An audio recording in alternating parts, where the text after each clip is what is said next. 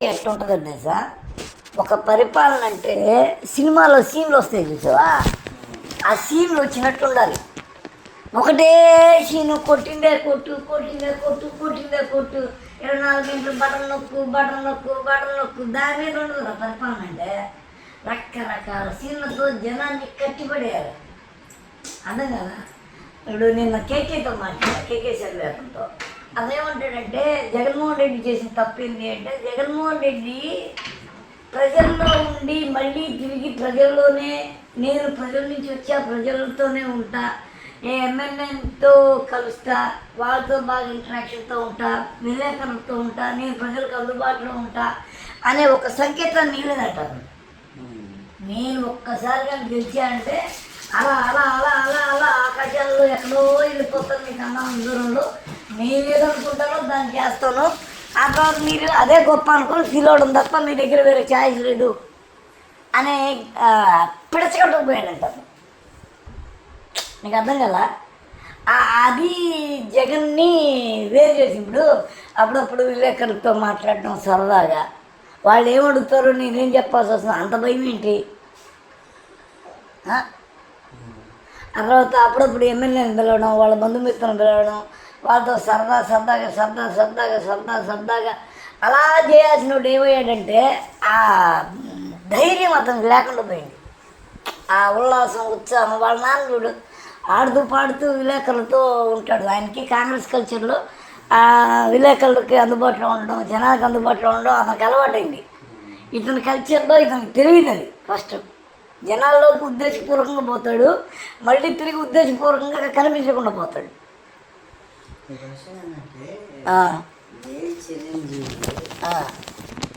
చంద్రబాబుని కలవమని శశి మరే బతిమలాడాడు. ఎవరు?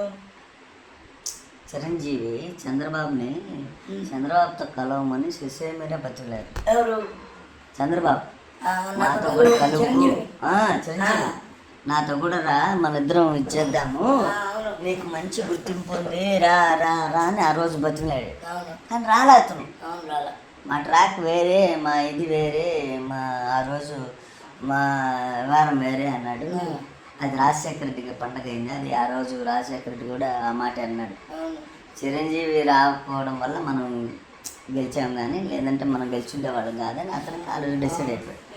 రెండోసారి పవన్ కళ్యాణ్ చంద్రబాబు తంటగారికి తీసుకొచ్చి ఆయన అందులో కలిసి ఉంటారా ఈ కాపులు కమ్మలు? అదే మరి కలవరు, కలవద్దు అని అంటున్నాడు. ఎవరు? అతను కూడా వాళ్ళ పార్టీ వాళ్ళే, వాళ్ళ నాయకులే, జనసేన నాయకులే.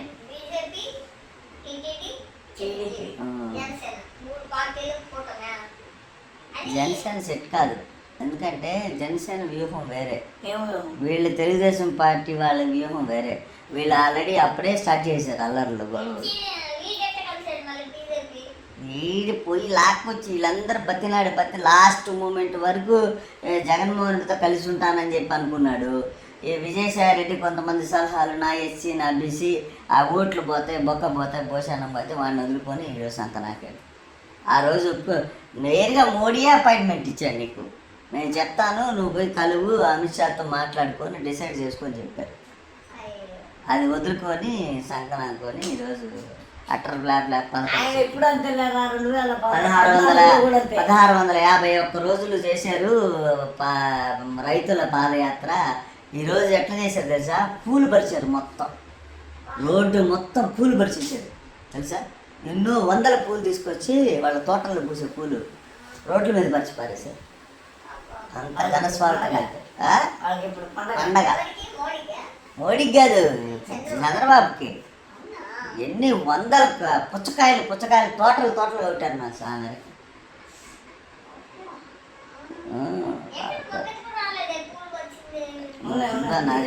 ఏమో బ్రహ్మాండం, మొత్తం పూలు వచ్చారు.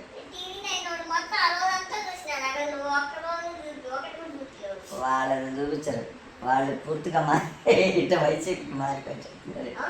వాళ్ళు ఏం చేస్తారు అయితే వాళ్ళు రానిట్లేదు. అయితే కాపు కమ్మ కలిసి ఉండరు, వీళ్ళది వేరు వాళ్ళు వేరు. వీళ్ళేంది వీళ్ళ లెక్క వేరే అసలు. వాళ్ళ లెక్క వేరే. ఇదిగో వదినా మొత్తం స్ట్రీట్ యాక్సెస్ రోడ్డు,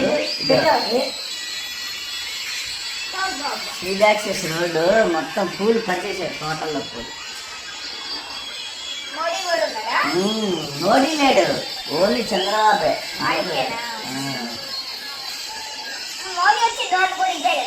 మోడీ వచ్చింది వేరే. అది ఎట్లా విజయవాడలో పోతుంది తగ్గం. ఎంత బాగుంది అన్ని పూలు, అంత పూలు పరిచేసాడు. ఆ విధంగా పెట్టుకో. ఇదే కాపులు కమ్మలు పడదంటావు. అవును. కాపులు ఏమనుకుంటున్నారు? ఆ? ఏమనుకుంటున్నారు? కాపులు ఏమనుకుంటున్నారంటే వీళ్ళదంతా కాపులది రౌడీజం అబ్బా. చంద్రబాబు వీళ్ళని చూస్తూ ఉంటాడు. వీళ్ళ గత వీళ్ళకి ఏదన్నా దక్కలేదనుకో వాళ్ళ పోయి అరాచకం చేసి నిన్న చూడు వాడిని ఎవరినో కచ్చి కట్టుకొని తీసుకొచ్చి కూర్చొని అవినాష్ మనిషిని, అవినాష్ మనిషి విజయవాడ నడిబొడ్డులో కోర్టు కాంప్లెక్స్ ఏదో కేసులు ఉంటే వాళ్ళు వచ్చి కేసుల కోసం వస్తే వాళ్ళు వెంబడించి 40 మంది కత్తులతో కర్రతో వచ్చి వాడిని పొడిచి రోడ్డు మీద గందరగోళం చేసి వైసీపీకి మద్దతు ఇస్తావా ఆ రోజు అవినాష్తో తిరుగుతారా అని చెప్పని ఇప్పుడు ఇతరులనే ఇటు కొడితే అవినాష్ నెట్టుకుంటారు. ముందే చెప్పినారు ఇక్కడ మేము ఏదో తప్పుడు రాజకీయం చేస్తున్నాం, ఒక్క ఓటు కూడా పడదు, ఏందో మా కర్మ అని అంటున్నారు. కేసీ నాని కాదబ్బా, అసలు నీకు వచ్చిన పోస్టర్ మొత్తం పీకేశాడు, ఖాళీ బిల్డింగ్ పెట్టేశాడు.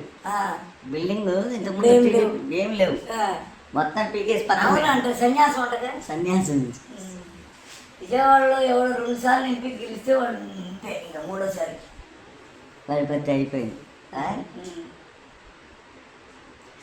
వాడు కూడా ఎట్లుంటుంది విజయవాడని మేము పోయాం కదా, వారం రోజులు తిరిగాం కదా, వాళ్ళు ఏదో చేసినట్టే ఉంటారు, ఏం తీరురా, ఏవో రాసుకుంటారు తీసుకుంటారు. ఇక్కడ నిజంగా ఏదైనా దొరుకుద్దేమో, లాస్ట్కి వీళ్ళు కొండంత రాగం తీస్తారనుకుంటే అనుకోద్ది. వాళ్ళకి కెపాసిటీ లేదు, ఆ కూతురికి అప్పు చెప్తాడని. ఆ అమ్మాయికి అంత బ్రాడ్ మైండెడ్ కాదు. ఆమె ఏదో కార్పొరేట్ కంపెనీ నడపడానికి మనకు వచ్చే మైండ్ సెట్ కానీ పబ్లిక్ మైండ్ సెట్ కాదు. ఆమె రిజిడ్ పర్సనాలిటీ, అది కొన్ని తేడాలు ఉన్నాయి. కూతురు నమ్మి నిట్టనే కూడా మునిగినట్టే లెక్క. కూతురు వాళ్ళ రాజకీయాలు కావాలరా, అవి వాటికి వేరే మైండ్ సెట్ ఉంటుంది. ఇప్పుడు కవిత ఉంది, కవిత ఇక్కడ దాకా బండి లాగడానికి ఎన్నో పాటలు పడింది. ఇప్పుడల్లా రిలీజ్ చేసేటట్టు కవితనే అయిపోయిందా? చాలా పట్టుదల కావాలి ఒక కంపెనీ నడపాలంటే, ఒక పాలిటిక్స్లో దిగాలంటే, ఒక మమకారు జయలలిత ఏంటది వాళ్ళతో.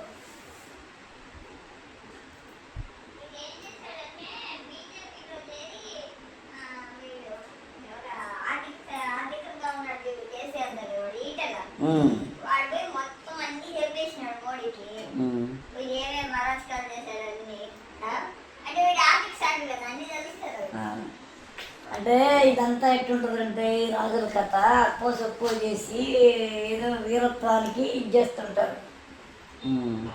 అది వాళ్ళది. అది కమ్మ కాపుల మధ్య గొడవలు కుదురుతాయి బాగా. అదే అంటున్నాడు. ఎవరు? మా ఇళ్ళల్లో అప్పటి కాలంలో కమ్మోళ్ళు ఇళ్ళల్లో కూడా రాని మేము. కాపులు కాపులో గొప్ప అప్పుడు కాపులకు ఎట్లాగే అసలు 37%. 30%, 30% కాదు, 29%. మేము ఉండేది, వాళ్ళు కాదు. ఇళ్ళకు కూడా రానిరా, ఇళ్ళకి కూడా రానిరా. ఎవరన్నారు అన్నమాట? వాడు అన్నాడు విజయవాడ ఉండే కాపు. మేము అసలు ఇళ్ళకి కూడా రానివ్వు, మాకు తుక్కు కింద లెక్క, తుక్కు కింద లెక్క ఇల్లు. అసలు వాళ్ళంటేనే మాకు పడదాని ఇస్తుంటారు. నువ్వు అనుకుంటున్నావు అది బ్రహ్మ అనుకుంటున్నావు, కాపు కమ్మ కాంబినేషన్ కుదిరింది కదా. నేనంటే మొత్తం మాటలు చూస్తా ఉండదు వద్దులేదు, అవి సెట్ కాదు అంతే. వాళ్ళు అనుకునేది వేరే, వీళ్ళు అనుకునేది వాళ్ళంతా కదా. ఆ రోజులు పోయినాయి వాళ్ళు అనేది అదే గమ్మున ఉంటారు చూసి చూసి తింటారు. చెప్పేస్తారు